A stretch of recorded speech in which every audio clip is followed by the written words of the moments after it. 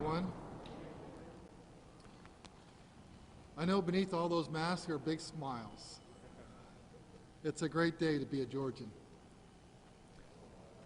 How about them dogs? Wasn't that awesome? That's a big win for Georgia and Bulldog fans around the country. Congratulations to Coach Smart and for all the players and coaches. It's their first national championship in 40 years and they really deserve it. It's a culmination of grit, hard work, and character. Congratulations, Georgia. A World Series and a college football national championship all in 1 year. It shows the strength and vitality of the Peach State. But the real reason that we're here today is to talk about elections and voting in Georgia. President Biden and Vice President Kamala Harris are coming here later today to push for policies that will undermine the integrity of our elections. Just a few miles from here, the President and Vice President will push to change long-standing rules so they can push a partisan bill that rigs the rules of elections to favor Democrats. Make no mistake, this is an attempt to weaken election security under the guise of voting rights. Democrats lost seats in the last November 2020 election cycle, even as Joe Biden took the White House. Biden's presidential victory came down to less than 50,000 votes nationwide.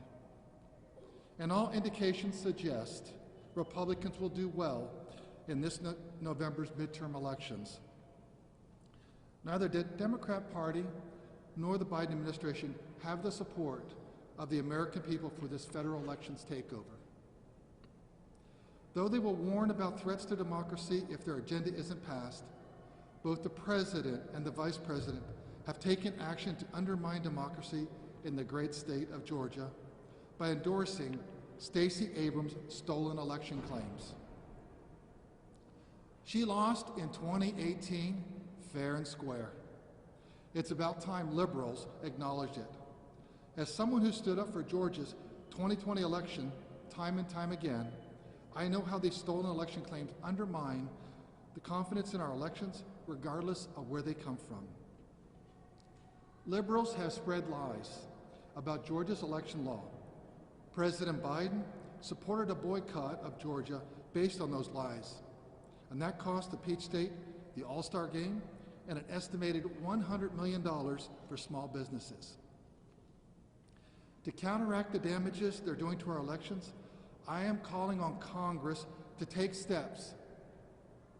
I am calling on Congress to take steps to strengthen our elections, to restore the confidence that decades of stolen election claims have stolen from our elections infrastructure.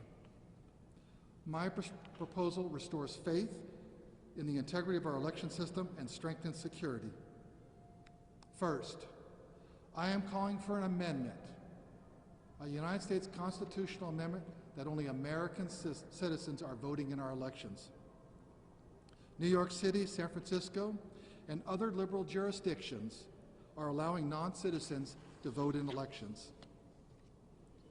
If critics really don't want non-citizens to vote, then they should support a constitutional amendment.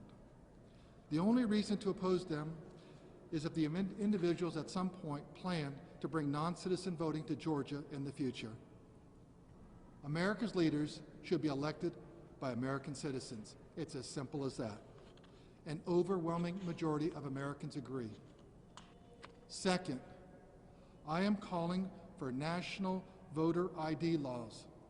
Voter ID is supported by 80% of all Americans, majorities of both political parties, and all major demographic groups. Voter ID provides confidence that our elections are secure. The Democrats' legislative proposals would eliminate voter ID.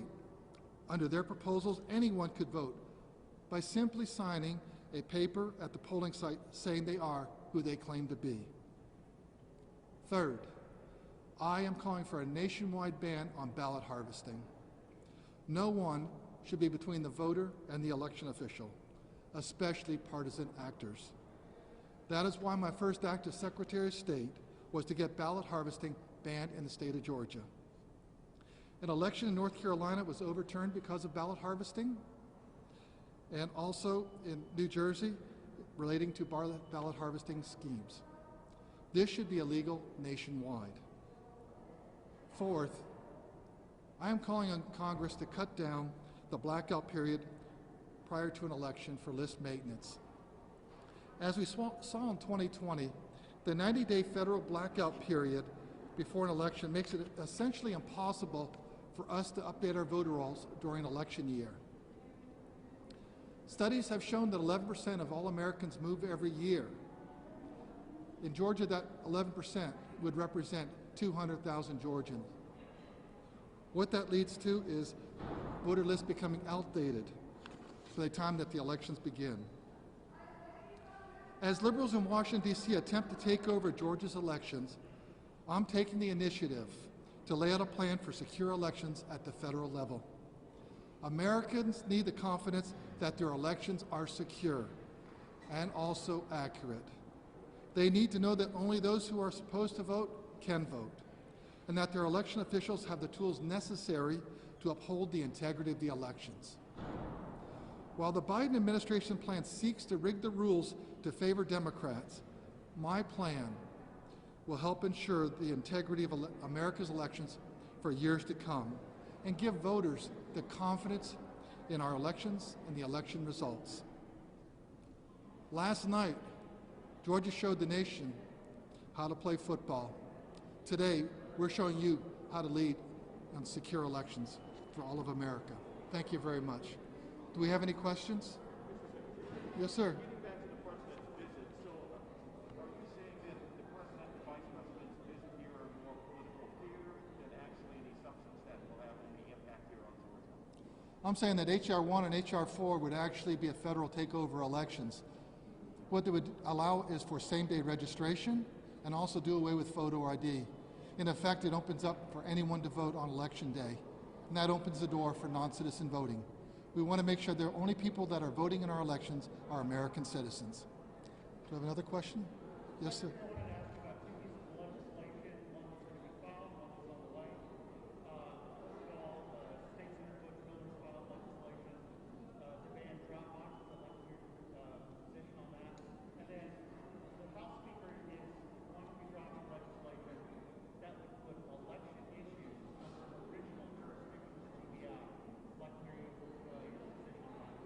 Well, I think it's about time that the Secretary of State's office is fully funded.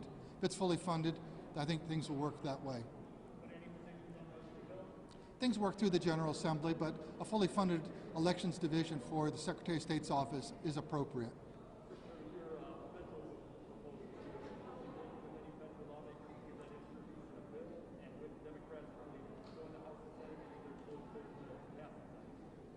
Well, I think I set the record straight on what things need to have happened. Many years ago, there was the Carter-Baker Commission. It was a bipartisan commission, but Congress needs to think about what we need to do. Number one is we need to have a constitutional amendment that only American citizens vote. Number two, we need to outlaw ballot harvesting. And number three, we need to make sure we take care of the 90-day blackout period. And then we need photo ID for every single state. That will restore voter confidence, and we also then will have voter accuracy. That I'll let the feds do what they do. I do what I do here at the state level.